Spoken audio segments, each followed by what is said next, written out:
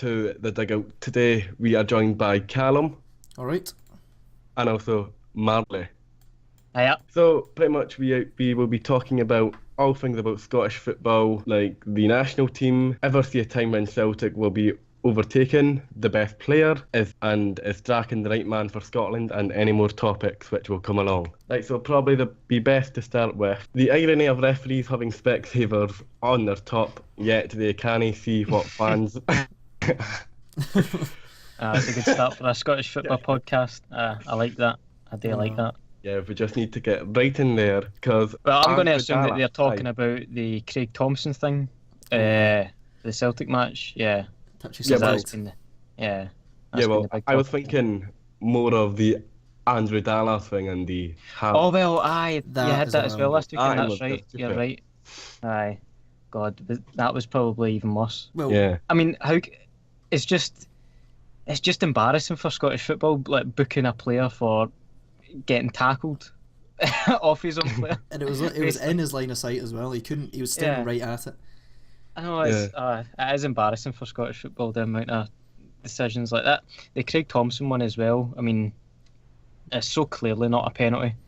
Like it's so harsh, and Craig Thompson in general, right? I mean, I'm not going to sit here and say being a referee is an easy job, but Craig Thompson as a referee loves to be the centre of attention. It seems like every game he's in, something big has to happen. He's just so inconsistent. Yeah. Like, have you watched a match that Craig Thompson is refereeing and felt like everyone got out of that pretty? pretty okay? Exactly. Nah. Well, Yeah. I mean, I think the penalty was really harsh. I mean, the penalty over at the other end, I think, should have been a penalty too. That could have St. been Johnstone. given, yeah. That could have been But given. I mean, came up onto his elbow. Fair enough. That's not allowed. But I mean, he couldn't really have avoided it any more than what he tried to. No. I mean, his arms went out all over the place. It was quite tucked in, turned away. I think it's just unlucky, and obviously, different referee, different day, could have been just overlooked, really. Yeah. So, Yeah, Specsavers is ironic. Yeah. It's just, yeah, like it's like on that new adverts which are coming out about the Specsavers and audio, like where they just cannot tell. Like there was one about the court, or like where she said, well, address your behaviour, and he came in as dressed as a sailor. Oh, yeah. That's stupid. Yeah, Craig Thompson might do something like that. Yeah. Well, anyway, probably best for the state of the Scotland national team and our inability to turn up for international qualifiers. We'll just keep on filing through these topics, but this one could get tasty. How have we not qualified? And I'm 21 and we qualified. It was 98 the last one, so technically in my lifetime, but doesn't really count. So I haven't seen Scotland at a tournament. Yeah, I mean, I think the main problem, I suppose it's quite general, is the defence and mainly the centre halves. I mean, yeah, I'd agree with that. It's just I wouldn't say go as far as it's laughable, but I mean, with the fullbacks were getting more sorted with it with Patterson, Tierney, Robertson, and the likes, but having people like Berra and centre back and Grant Hanley, it's just. I mean, what was the last like proper decent Scottish centre half? I'm trying to think. What was the last like who you would have in your own favourite team? Like, do I want to say Gary Caldwell? I don't know. I mean, I can't even Gary think of Caldwell's a anybody. strange one. Yeah, No. Exactly. The You only- can't really think of one. it's tough. Well, in our generation anyway, ones that Yeah, The one that's that comes to mind is Mulgrew, but that's just because he's like was my favourite player. Back in the I time. always found Mulgrew funny for Scotland because I always thought when he played for Celtic in midfield, I thought he was a bit Yeah, I agree. iffy. But when he played in midfield for Scotland, I thought he was great. And then, but I can't remember the last time I seen him play at centre half for Scotland. But I think that is the main problem, the centre halves. Yeah, I know. We're producing fullbacks like a conveyor belt just I now, know. like you said, but can't find a centre half anywhere. Exactly. But well, the youth is on the up. I mean, we've suddenly just got an influx of quality Scottish players. Obviously, Burke going to Germany. Yes, yeah. Oh, that's a great point. I'm glad you brought that up because so often you hear like, "Oh, we've just not got the players for it." But Scotland has loads of great young players. How it's not like we're struggling. Like especially Oliver Burke, I think he could be your. Well, you know how every country, just think about every country seems to have that one special player. Like Wales have Gareth Bale, Sweden had Ibrahimovic, Ireland had Robbie Keane. You know, that sort of thing. Every team has that one outstanding player. I'm hoping that Oliver Burke can be our Gareth Bale.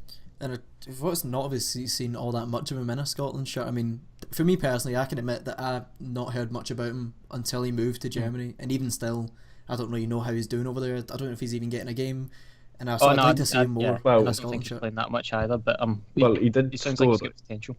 Yeah, well, he did score.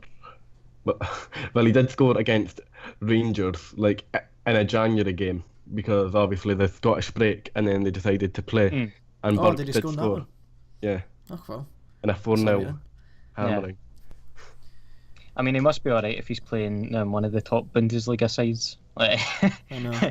And how much did they sign him for? Do you know? 15 million, I think. I think it was 12 to 15 million or something like that. A lot of money anyway for a young Scottish player. So. But we do have a lot of good youth coming up. I don't think Barry Mackay is in the Scotland squad, or is he still?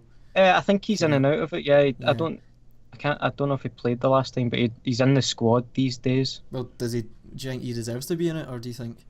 I think he deserves a chance because the likes of, I mean, James Forrest can be hot and cold. Yeah, very inconsistent.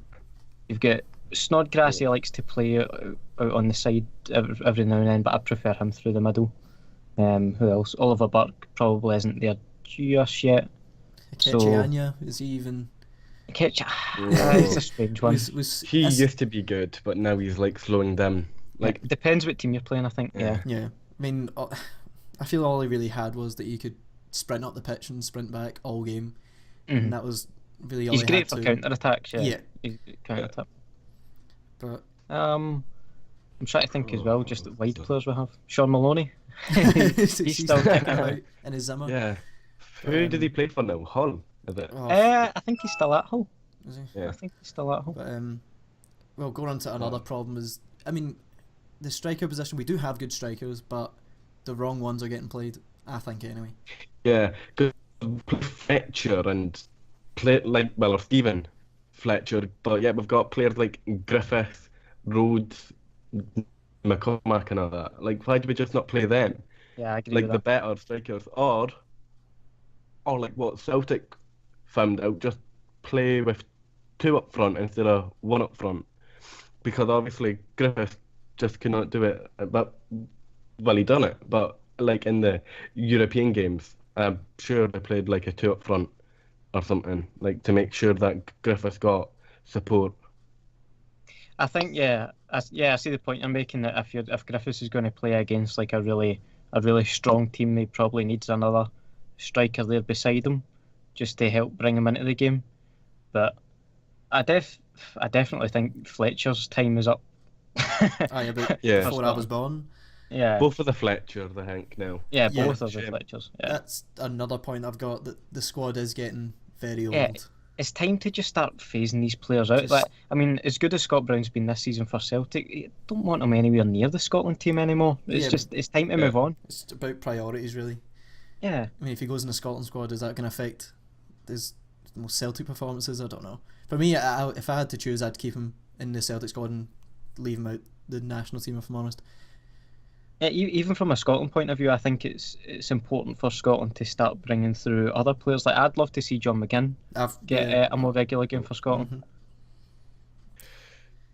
I mean, Gordon, he's 34. I mean, Berra and Martin, 30's at least 32 and 31, I'm sure. Fletcher's like 33, 34.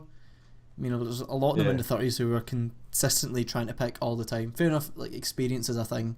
And obviously they've got, really in international football, have they got much experience in terms of tournaments? No, not really. So, is it time to just start giving the younger ones a chance, and then they can actually hopefully get us to somewhere where you can gain some valuable experience? I don't know. Yeah, pretty much. Yeah, like Malky Mackay is like trying to build up the youth infrastructure and like trying to get an academy league, I think, but he's not letting Celtic or Rangers get into it, I don't think, because obviously their team Yeah, is... I think he's still working that out. I Yeah. don't know what will happen with that, to be honest. I don't know much about that. So Yeah. Well, I mean, do you think that the national team the national team and the fans have a kind of defeatist attitude? Like, as soon as we start trying to qualify, we just go, ugh, we're shite anyway, we're going to get pumped by Lithuania at home. Yeah. I mean, does that help? no, definitely No. not. I've said that as well in the past. That even I remember, was it Lithuania we drew with at home?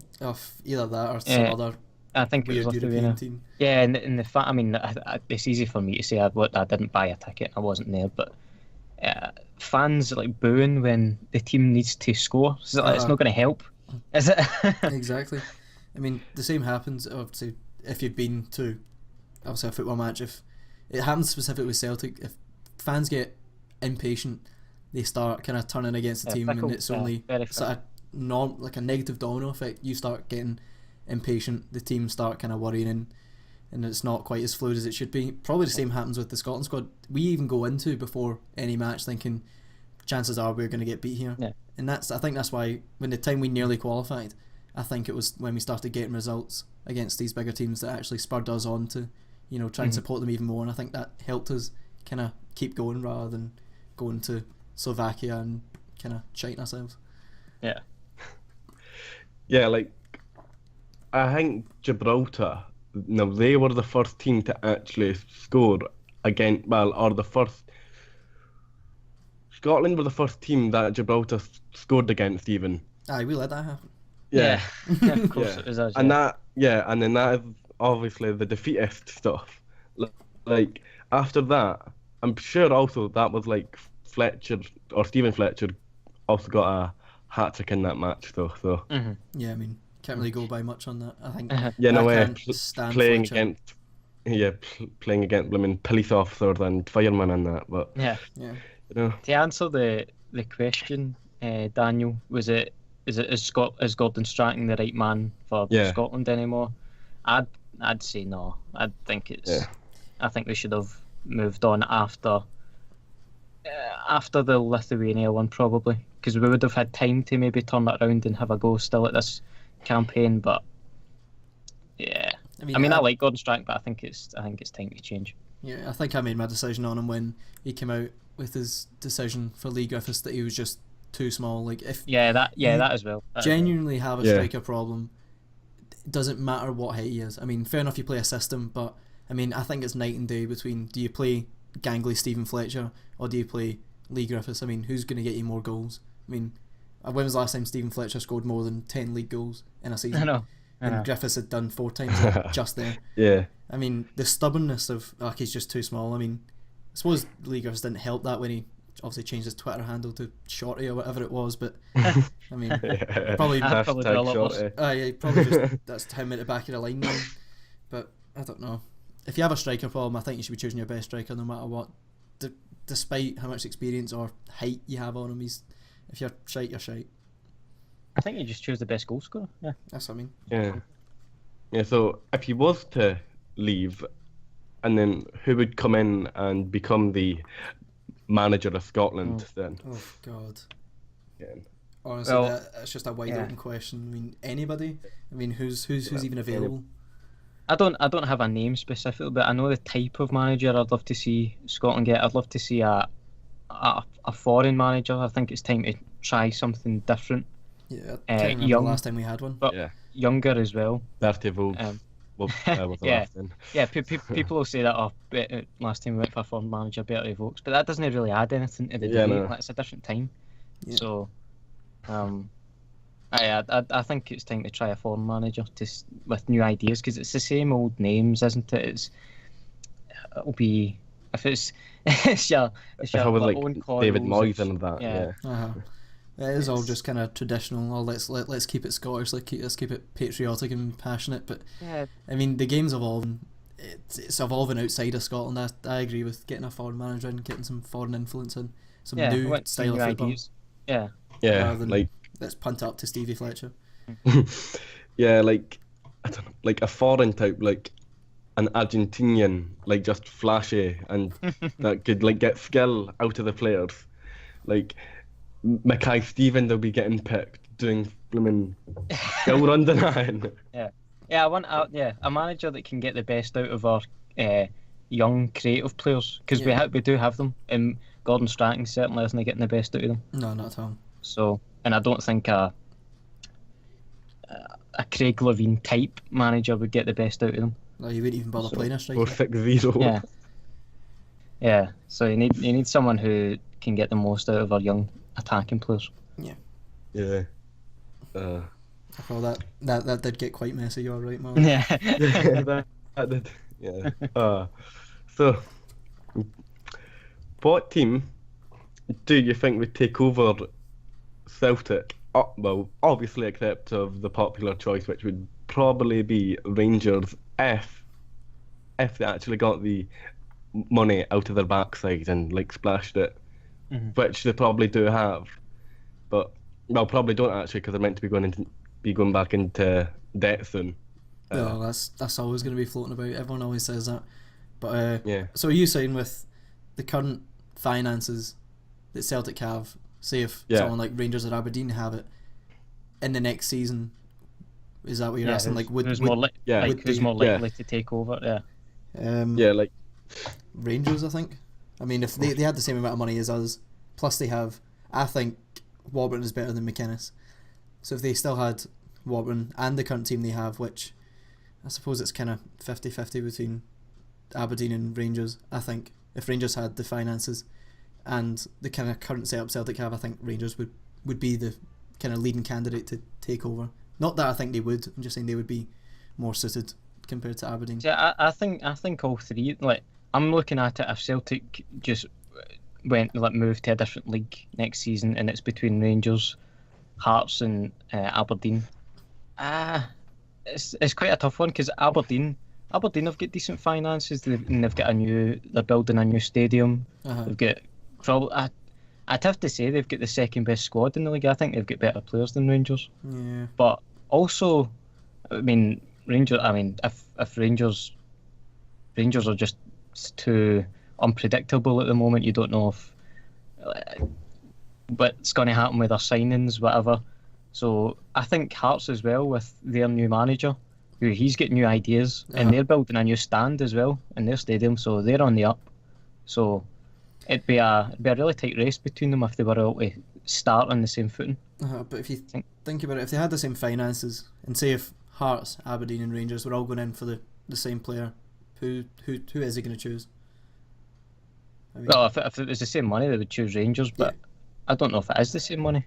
That's what I mean, but if they all four had the same current setup, I think Rangers have the advantage of, we are a historic club. Yeah. Well, I'm saying that loosely, obviously. We are a historic club. Players are going to go to Rangers because Rangers are more well known than Aberdeen, Hearts. Yeah. I mean, so I think they have that advantage over it, but I think it would be a tight race if Celtic were taken out of the equation between Rangers, Aberdeen and Hearts. Although I don't know why I want to say Hearts, but I don't know. I just Hearts have sorted themselves out. To be fair to them, they've got the new stand, and they've went for a really bold choice for a manager. It's a big risk. It looks as if he's starting to turn it around, Ian Cathro. But if it works out for them, then they're in a pretty decent position. Yeah, I think their setup's really good just now. Same with Aberdeen. Rangers still have obviously a couple of issues to sort out, but I think eventually they'll get to it. But I mean, will they stop the 10 in a row, or what was in the papers a couple of days ago or today that we were going for 20 in a row? Apparently, I mean, will Rangers? It was something like will Celtic dominate for the next 20 years or something like that. That sounds like something that Chris thought I need to say though. No, it was somebody who used to work for the SPL, I think. I forget his name. I mean, you'd struggle to argue against it at the moment. I mean, even if I've heard from Rangers fans say, it's going to take us like maybe 3 or 4 years to get back fighting for titles again. But in 3 or 4 years, that will be 10 in a row. So I don't know I don't know if they will. I don't know if. I just think that Celtic are far enough ahead that if Rangers were to sort themselves out, then Celtic could just go up another gear, if you get me. Yeah. To keep that gap. So it's a difficult one, though. Yeah. Right. So obviously we're going to be talking about Rangers favoured Joey Barton. What do you think of him underestimating Scotland? Well, it was a stupid idea, wasn't it? I mean, it didn't really work out great, was it? I know, with all of his things like Scott Brown is not in my league and everything, but yeah. He made it worse for himself. That's one thing you can't do in Scottish football, is put you in front of the media constantly. You can't make yourself the centre of attention, because everything will come back to bite you on the arse, and that's exactly what happened. Scotland's not in my league, and he completely showed him up the first meeting they got. I think Scottish people in general just love to see someone fall flat on their face after talking themselves up. Of course. So I'm saying, yeah, he's going to do this, he's going to do that, and then like at half an hour into his debut, he gets nutmegged by Ali Crawford for Hamilton.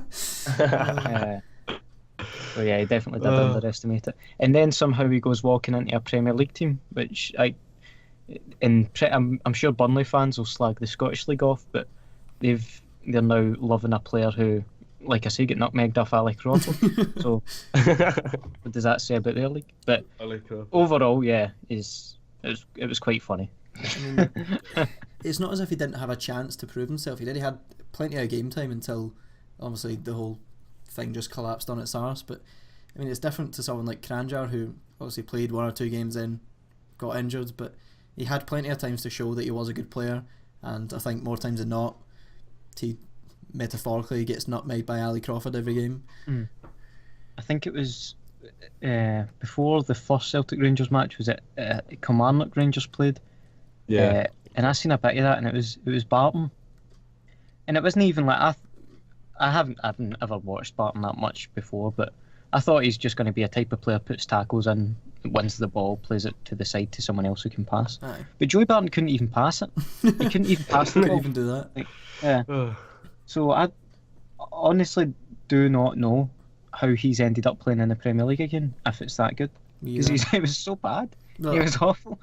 Apparently, when Burnley won the Championship, Barton did do a lot of the work and carried them. Not carried them, but did a lot of the work to get them promoted. So I feel that's why he's gone back, because obviously the fans have a lot of affection for him now. But even still, is he doing well for Burnley just now, or are they just playing him for a kind of affection reason? I don't know. That's just a kind of a speculation. But I mean, is that like a lesson learned for Barton and for other people who do slag Scottish football? Like, is it all deserved, or is it?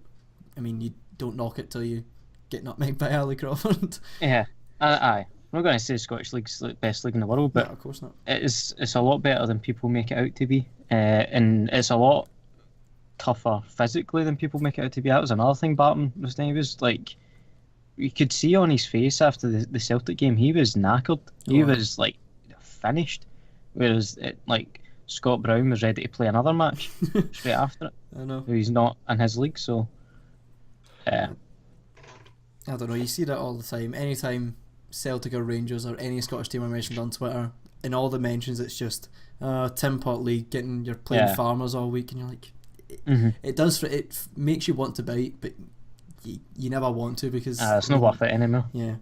So I mean, the most people who do knock Scottish football, I can guarantee haven't watched all that much of it, and don't know all that much of it. Yeah. Well, Daniel, were you going to mention about Craig Gordon and Dembele going to Chelsea? Interested by Chelsea, so that just shows you as well. The team that's top of the Premier League are interested in Celtic's goalkeeper and Celtic striker, so the league can't be that bad. Exactly. And obviously, first thing Conte does is come out and just say, "Nah, we didn't even put a bid in for Dembele." But I mean, they put a bid in for Gordon, though. Yeah, exactly. Yeah, but that's just trying to play it down. We never put in a bid for Dembele, so we're just going to put in a massive bid and shock everybody, and then Dembele's going to be like, yeah. Yeah, I know. But I mean, didn't he? No, but Dembele did go down to London and post it on his Twitter or something, and then he was getting all of these Celtic fans just freaked out. Yeah, winding him. Yeah, I know. I mean, would you have accepted the bid for Dembele and Gordon? Depend on the bid Well, for Dembele. no, If it was 40 if million, it was what it was, yeah. If it was 40 million, I would probably. fix it. Anything Yeah. less than 40, I would have rejected it, but it wouldn't have been easy. There's no way you're rejecting 40 million like on a whim. exactly. Yeah. I mean, 40 million would buy you a better striker than Dembele is. I think obviously. Dembele will go. I think Dembele will go for 40 million, but I know. I think it is really difficult to kind of tell. yeah, I think it depends on Celtic being in the Champions League next season. If Celtic are in the Champions League next season, I think Dembele will stick around for one more season unless a crazy offer comes in, like for real, like someone actually puts down on the table 40 million. So, I mean, you just have to wait and see. I probably would have accepted the bid for Gordon if I'm honest. I feel we don't need him. I mean, like, we have... Not that we don't need him, but we could do without him. Plus, we would get an extra 4 million or 5 million or whatever it was. I mean, I think we could still do a job with De Vrij in goal. Obviously, he's okay.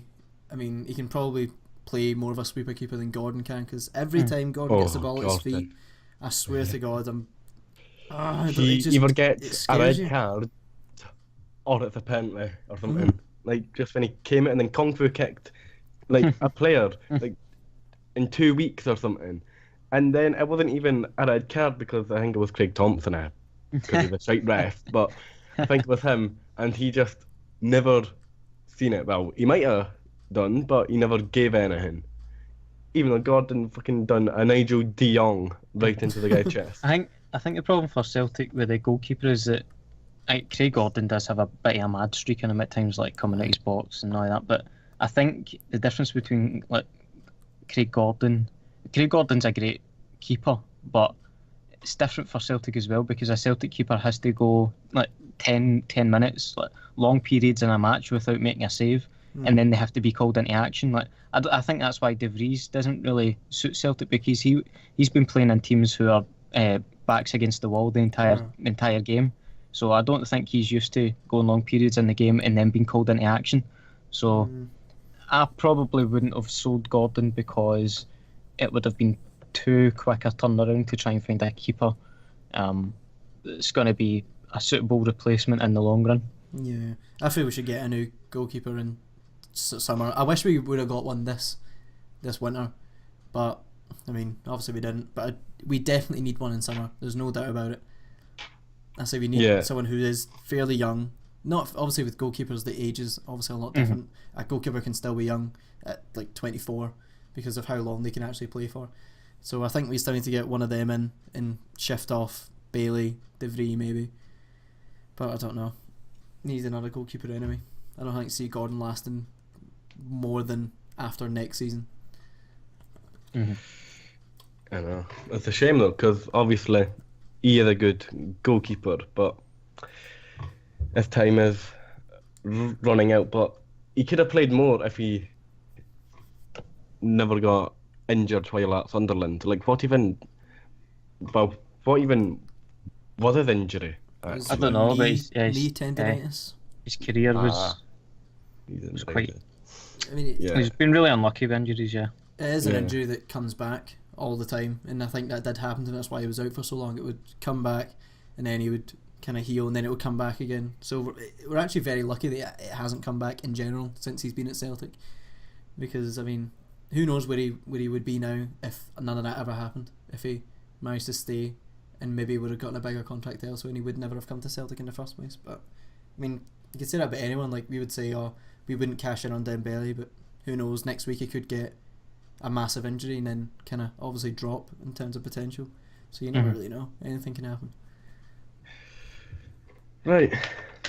So, on to the Scottish Cup now. And we suppose we could start off with Celtic versus Inverness then. So, what is your predictions? I mean, well, obviously, I was going to say obviously, I don't want to sound too cocky, it could turn the other way, but high chances are, Celtic are going to win. But will it be comfortable? I mean, I think it's more about just kind of staying focused and trying not to get too complacent. Yeah, because the last time Celtic got complacent against Inverness, it was Super Cali Go Ballistic Celtic are atrocious. Yep, I know. Oh, but John Barnes. All right, well, no wonder because he was like a shite manager. But that's not the point. That just came up on the timeline. I don't really know. Anything can happen in the cup. But exactly. I think Celtic should win, but it's just that whole cup thing that it's just a massive upset. Anything can happen, and maybe Celtic are due a defeat. That's another thing. Would we go unbeaten during the season? I don't know. I mean, it can end at any game. Obviously, there's always one game in the season where like everything goes wrong. So exactly. I mean, could it be this game at the weekend? I don't know. Yeah.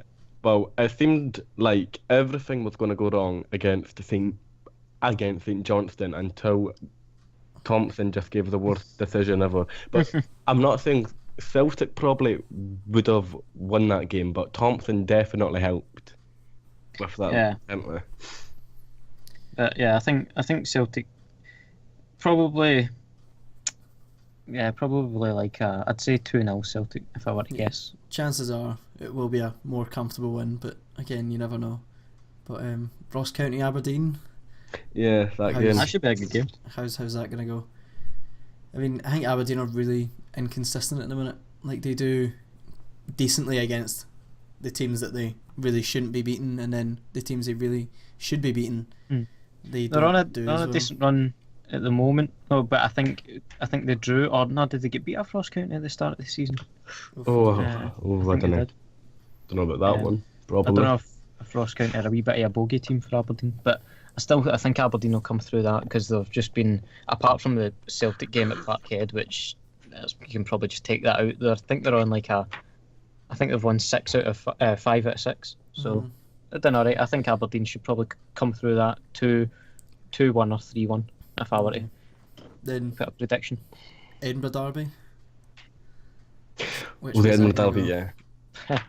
I mean, Hibs are flying high, but Hearts are also doing well in the Premiership as well.